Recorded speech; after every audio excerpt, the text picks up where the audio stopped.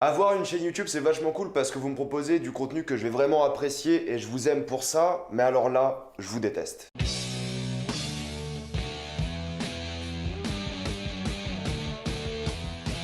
The Island. Comme d'habitude, ce qui est indiqué dans le titre de la vidéo n'est pas de spoiler parce que vous êtes tranquille, après on va tout spoiler. Dans The Island, 10 personnes se réveillent sur une île déserte sans savoir qui ils sont, d'où ils viennent et comment s'en sortir. C'est là qu'on va suivre le périple de ces personnages sur cette île. J'ai demandé sur Twitter et Instagram quelle série vous aimeriez que je critique entre Criminal et The Island, et The Island a majoritairement gagné et beaucoup de personnes m'ont demandé de faire cette critique. Le truc c'est qu'une série comme ça, moi ça m'intéresse pas particulièrement au premier abord parce que j'ai juste l'impression de voir Lost. À chaque fois que t'as un naufrage sur une île déserte, tu penses forcément à Lost, c'est la référence la plus culte en matière de série. Mais vous me l'avez demandé, j'avais un peu de temps pour regarder une courte série parce que c'est 7 épisodes de 45 minutes. Et l'avantage c'est que c'est une mini-série, donc on va jamais nous réinfliger 7 épisodes de cette série-là. La meilleure nouvelle, la chose la plus positive à propos de cette série-là, c'est qu'il y a une fin définitive. Il n'y aura jamais de saison 2 et Dieu merci. Il faut se poser la question de qu'est-ce qui est passé par la tête de Netflix quand ils ont commandé, quand ils ont payé cette série. Parce que avant de financer ce naufrage scénaristique, tu te poses quand même des questions. Tu dis, est-ce que ça vaut le coup de mettre autant d'argent dans cette série? Je sais pas combien ils ont mis d'argent, j'aimerais bien connaître le budget de cette série, mais vraiment, c'est impressionnant à quel point c'est nul. Netflix, je comprends pas parce que genre ils font des films Breaking Bad, ils font des séries pour ados qui sont sympas mais sans plus, mais au moins il y a un vrai travail derrière en tout cas. Ils font un film Irishman par Martin Scorsese, un truc incroyable. Le film est pas sorti, on n'en sait rien, mais là, ils ont financé un truc. Pour moi, c'est un projet d'étudiant. Honnêtement, je sais pas par quoi commencer. Je pense qu'on va commencer avec les acteurs parce que c'est le truc le plus flagrant dans cette série. Ils sont tous, et je suis désolé de le dire parce que c'est quand même des êtres humains. Heureusement qu'ils vont jamais regarder cette vidéo, mais ils sont tous absolument pathétiques. Mis à part l'actrice principale qui, elle, a joué dans beaucoup de séries avant, elle est, elle, correcte, mais de manière générale, ils sont tous d'un pathétique incroyable. Ils sont entre le surjoue total. Genre, des fois, ils ont des exagérations, mais tellement horribles. T'as des personnages qui pleurent dans cette série, t'as envie de te taper la tête contre un mur. Tu dis mais putain comment c'est possible de jouer aussi mal et comment c'est possible que le réalisateur il s'est dit ouais celle-là elle passe. Il y a des moments où les acteurs s'énervent et t'y crois pas du tout. Genre t'y crois pas du tout, c'est impossible. T'as envie de rigoler, c'est nanardesque ces séries, ça qui m'énerve. Et le pire c'est qu'elle se prend au sérieux, mais on va parler de ça juste après. Les acteurs ils passent de colère à tristesse mais en un instant. Ils ont un jeu d'acteurs mais tellement surjoué que t'as envie de pleurer de rire à chaque fois. Et le truc c'est que même si les acteurs sont vraiment pas bons, les personnages eux sont insupportables. Et le jeu d'acteurs n'aide forcément pas, mais alors le scénario, entre les personnages qui sont jaloux, qui sont vraiment agaçants de base. Il y a des réactions de personnages mais disproportionnées, tu ne comprends même pas. Vraiment les personnages, tu ne peux pas les aimer. Tu les détestes tous et le pire c'est que la série veut te faire passer une sorte de fausse empathie pour ces personnages. Ils te donnent des raisons scénaristiques pour te dire ils ont fait des choses peut-être pas bien, mais ils essaient de changer. Ils sont quand même bien au fond. Et de manière générale, la morale de la série est vraiment pathétique. Mais vraiment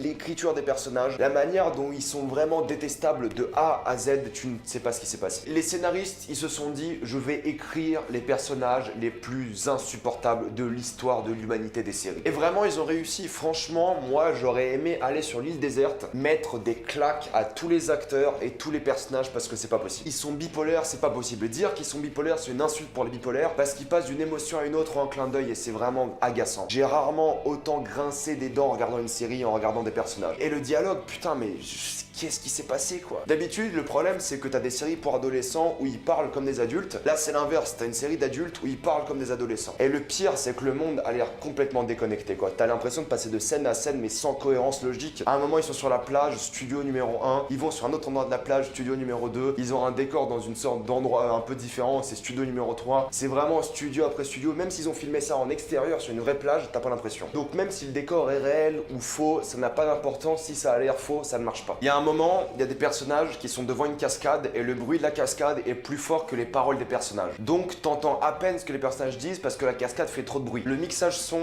est horrible. Tu passes de scènes où tu dois constamment diminuer le son parce que c'est trop fort ou alors l'augmenter parce que t'entends rien du tout. Après mise en scène, on va pas se mentir, c'est vraiment pathétique et il n'y a aucun poids dramatique à la mise en scène. Le pire c'est que c'est prétentieux parce que ça essaye d'avoir une bonne mise en scène. Genre t'as plein de plans larges où tu vois vraiment la pièce entière ou la plage, tu te dis mais c'est vide. Genre t'as ce plan plan qui dure pendant 10 secondes et les personnages parlent pas, les personnages ne font rien, juste t'as le décor que tu vois. Le but d'un décor, le but d'un plan large, c'est de montrer un peu les interactions des personnages avec le décor. C'est de montrer la taille des personnages, leur échelle par rapport à la pièce ou à l'environnement. Là, quand tu vois ça, c'est juste un plan large et il se passe rien. Il y a une multitude de forts accords, des fois les personnages parlent, ça cut, mais ils continuent leur phrase, mais leur visage a bougé de direction. Les gars, il y a un moment, faut arrêter quoi. À chaque fois qu'il y a des flashbacks, parce que forcément il y en a, parce qu'il faut copier Lost jusqu'au bout, il y a un filtre bleu mais dégueulasse, mais il est vraiment à gerber. C'est un choix artistique mais vraiment hideux. Et de manière générale, c'est vraiment moche. Le directeur photo, il s'en bat les couilles. L'éclairage est la plupart du temps trop monotone, c'est-à-dire que tout est tout le temps trop éclairé. C'est pour ça que quand t'es sur la plage, tu dis putain, la seule source de lumière c'est le soleil. Mais là-bas, c'est une plage où il y a 4 soleils, c'est toujours tout éclairé. Le truc c'est Tatooine, c'est pas possible. Même sur Tatooine, il y a moins de soleil, merde. Sur Tatooine, il y a un coucher de soleil, mais pas sur cette plage. Non, jamais. C'est toujours le même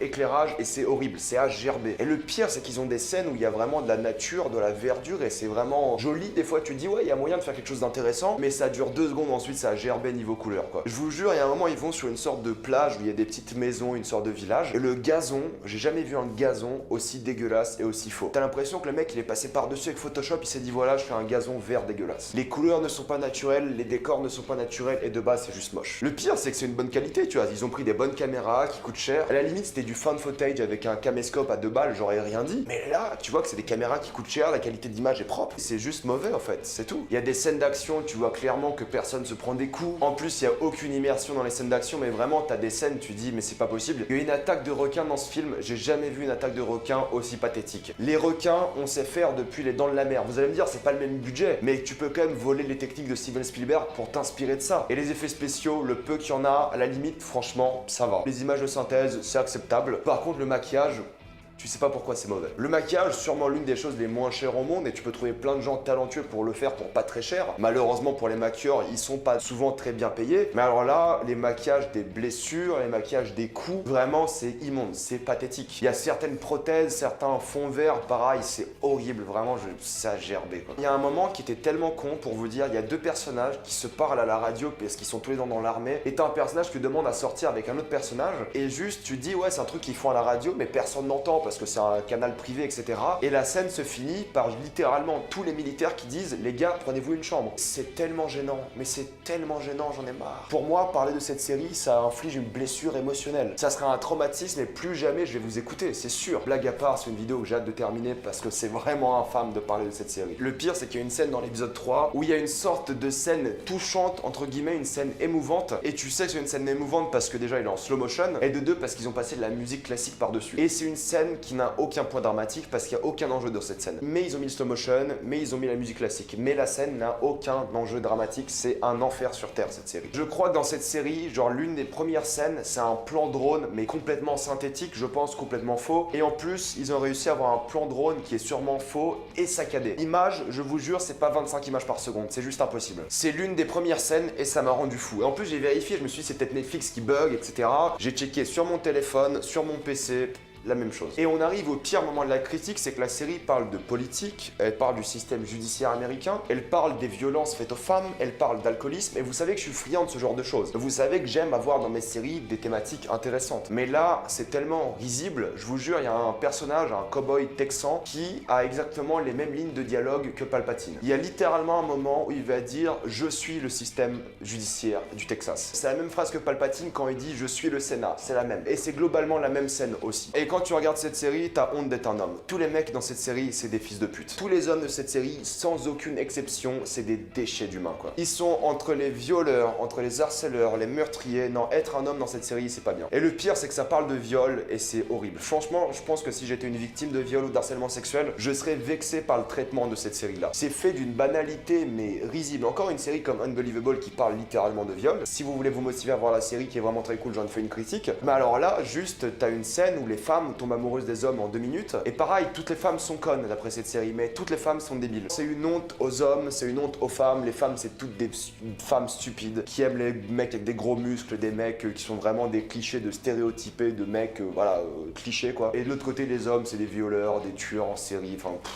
Et le pire, c'est qu'ils essaient de poser ces petites phrases par rapport à la politique américaine, en mode c'est pas le président des États-Unis, mais la présidente des États-Unis. Est-ce que ça a un impact sur l'histoire? Non, absolument pas. Rien du tout. Juste, ils voulaient être un peu progressiste en disant hey, présidente, wouh. Il y a une scène, à un moment dans la série, t'as un personnage qui trouve sur l'île déserte, elle est censée être déserte, un panneau. Et ce panneau-là, il est clairement pas censé être là, et tout le monde traite le personnage qui a trouvé ce panneau de folle. Pourquoi? Je ne sais pas. Toi, t'es une personne raisonnable, sensée. Tu vois un panneau qui est sur une île déserte, abandonnée, tu te dis, ah, c'est peut-être pas normal. Faudrait peut-être lire le panneau et écouter ce qu'il a à dire, mais personne n'y pense, quoi. Tout le monde est en mode, ouais, c'est un panneau, t'inquiète. Et il faut parler de tournant majeur dans cette série. Il y a plus de retournements de situation dans 7 épisodes de cette série de merde que dans 5 saisons de Lost. Il y a aucun moment où t'as une scène stable. Il y a aucun moment où il n'y a pas une révélation. Et tu dis, cool, ça fait avancer l'histoire. Non, non, non, non. Le but d'une révélation, le but d'un plot twist dans une série, plot twist étant retournement de situation, le but c'est que ça vient faire basculer une situation stable. C'est le seul et unique intérêt d'un retournement de situation. Mais quand tu n'as pas de situation stable, ça sert à quoi d'avoir des retournements de situation? Donc là, dans chaque épisode, tu passes de retournement de situation à retournement de situation. L'épisode le plus stable, où c'est vraiment où tu construis un peu l'univers de la série et les personnages, etc., c'est le premier épisode. Mais même là, il doit y avoir au moins 2 gros plot twists. Je déconne même pas. En général, une série, le plot twist arrive à la fin du premier épisode pour te mettre en haleine et te faire continuer la série. Là, il y a des plot twists genre 5 fois par épisode. Lost, ils auraient fait cette série-là en 3 saisons. Et ça aurait été bien peut-être. Ça aurait pu être vachement intéressant. Et franchement, il y a quelques idées sympas qui auraient peut-être pu bien marcher s'il y avait un bon scénariste derrière. Il y a une histoire concernant les 39 pas et la résolution de cette histoire-là. Enfin, résolution. La signification de ces 39 pas-là est peut-être un peu prévisible. Mais franchement, je trouve que c'est une belle idée. C'est limite poétique. Mais le reste est vraiment trop stupide, quoi. Tous les trucs qui se passent, ils sont genre, quoi? Tu t'attends à tout depuis le début et t'es surpris à aucun moment. Je vous jure, il y a tellement de retournements de situation et tu te dis, ouais, je m'en fous en fait. Je m'en fous parce que j'ai pas eu le temps d'avoir une situation simple instaurée, quoi. Et la fin, la morale de la série, mais j'ai envie de mourir. J'ai vu la morale, j'ai vu la série et je me suis dit, écoutez, c'est 7 fois 45 minutes que je ne vais jamais récupérer de ma vie. Et je vous jure, ils font que des blagues de cul. Ça parle que de sexe. Tu as le premier réflexe quand t'es sur une île déserte, c'est pas de baiser. C'est de trouver à bouffer, c'est essayer de survivre, trouver à boire, etc. Là, ils parlent que de cul, ils sont pleins d'hormones. C'est pas bien. Écoutez, je vais conclure parce que j'ai envie de parler de quelques éléments en spoiler quand même. The Island, pour résumer, c'est une série pathétique qui, si vous l'aimez, aucun jugement, vous avez le droit d'aimer ce que vous voulez, c'est les goûts et les couleurs, il n'y a pas de souci. Mais c'est, je pense, la pire série que j'ai vue de ma vie et je l'ai regardée jusqu'au bout. Heureusement que c'était une mini-série. Hein. Si plusieurs saisons étaient prévues, j'aurais lâché l'affaire. Mais là, vu que c'était une mini-série et je vais plus jamais la revoir de ma vie et plus jamais en entendre parler après la publication de cette vidéo, ça passe. Mais de manière générale, c'est les pires acteurs que j'ai vus de ma vie, le pire scénario de ma vie, les pires enjeux dramatiques, les pires tout au fait. Le pire maquillage, je crois. J'ai vu des courts-métrages sur YouTube qui avaient peut-être 10 fois moins d'argent que cette série et qui étaient 1000 fois mieux, quoi. Je connais des télé-réalités mieux scénarisées que cette série. Et je pense que c'est ça qu'il faut comprendre de The Island, c'est qu'ils ont voulu faire une télé-réalité, mais ils ont raté. Parce que les télé-réalités sont vraiment plus intéressantes. Je préfère regarder 7 épisodes de télé-réalité, genre les anges sur une plage perdue de merde, j'en ai rien à foutre, que regarder cette série. Vraiment, je vous jure, c'est le pire défaut que je peux trouver à une série, je crois. Franchement, Lost, version télé-réalité, ça sera mieux que ça, quoi. Je vous en prie, ne regardez jamais cette série. Ne donnez pas l'impression à Netflix que cette série mérite d'être vue. Comme d'habitude, si vous voulez partager ma souffrance, s'il vous plaît, abonnez-vous à la chaîne pour plus de vidéos. Mettez un j'aime et partagez cette vidéo, ça aide beaucoup la chaîne. La chaîne qui est actuellement en dépression. Si vous aimez la chaîne, pensez à la soutenir gratuitement grâce au lien dans la description et dans le commentaire épinglé, voir des petites pubs. Mais moi, ça me fait un peu d'argent. Suivez-moi sur Instagram pour des critiques exclusives. Suivez-moi sur Twitter pour toutes les news et on spoil. Casey, franchement, j'ai envie de la flinguer. En plus, on me donne plein de raisons sur le fait qu'elle est comme ça, parce qu'elle a perdu ses enfants, elle a tué ses enfants, elle a été battue par son homme, etc. Elle a essayé de se suicider, enfin, c'est pas une raison. Franchement, c'est pas une raison d'avoir un personnage aussi détestable. Cooper, pareil, c'est un marine expérimenté, entraîné, il arrive à tuer la mère de sa copine. Il a pas fait exprès de flinguer une dame, alors que c'est un marine expérimenté. Brody, c'est un gros violeur, le gamin, c'est un tueur en série, l'autre, c'est un violeur aussi, un harceleur sexuel. La seule pour laquelle t'as peut-être un peu d'empathie, mais c'est comme une meurtrière, c'est l'infirmière qui tuait des vieilles personnes, et c'est ce qui marche le mieux, je trouve, mais ça marche quand même pas. C'est juste le personnage où tu dis, ouais, je peux peut-être, dans un monde parallèle, avoir de l'empathie pour toi. Mais le reste, franchement, tu les détestes tous. Le seul acteur que j'ai kiffé, c'est Bonnie, ou Clyde. Je sais même plus, je m'en fiche. C'est le seul, je me suis dit, il a un peu de charisme, il est un peu inquiétant, ça fait un bon méchant, c'est cool. Mais le reste, c'est à jeter. Chase qui a donc fait l'armée. Chase qui est donc vieille, parce qu'il est beaucoup plus vieille à la fin de la série, c'est un peu le twist de la série. Elle arrive quand même à défoncer 4 gardes, super jeunes, mecs, tu vois, costaud. Ça a du sens qu'une vieille dame fasse des bombes partout et défonce tout le monde. Et la morale, c'est quoi au final? C'est que les personnages, les gens ne peuvent pas changer. La morale, c'est que la seule personne qui est libérée de ce système-là, c'est la seule qui a été accusée à tort de ça. Au final, c'est la critique de la série, c'est que les gens sont accusés à tort, c'est que les gens ne peuvent jamais changer et c'est incroyable. C'est le but de la série, c'est qu'à la fin ils sont en mode ouais, les gens ne changent pas. C'est définitif, quand t'es une merde toute ta vie. T'es un meurtrier, il y a jamais de rédemption, c'est impossible. Même quand t'as pas fait exprès, il y a pas de rédemption. La morale est pathétique et en plus ils essaient de critiquer le système judiciaire qui est corrompu, qui est trop strict, etc.